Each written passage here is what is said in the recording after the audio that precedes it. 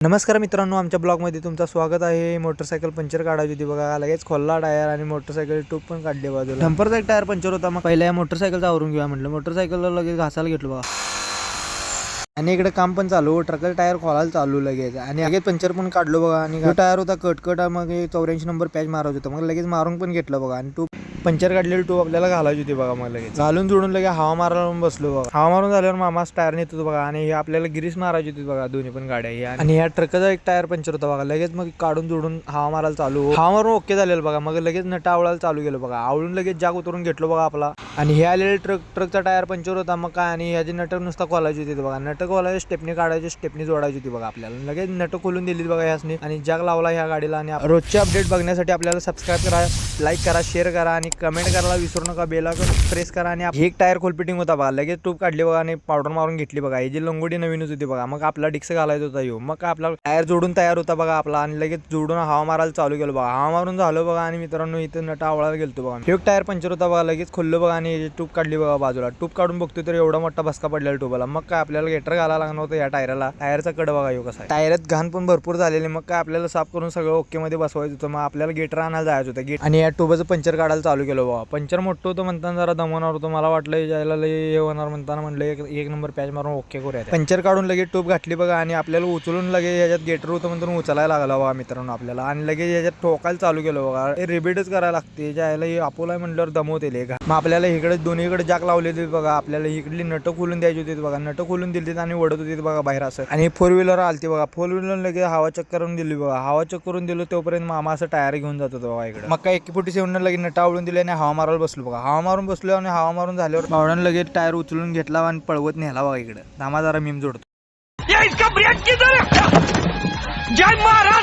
इकडे आणून लगेच जोडायला चालू केलं बघा, भावानं लगेच नट लावून घ्यायला चालू केला बघा। आजच्या पुरतं एवढंच होतं मित्रांनो, सपोर्ट करा, चॅनलला सबस्क्राईब करा, आणि लाईक करा, शेअर करा मित्रांनो।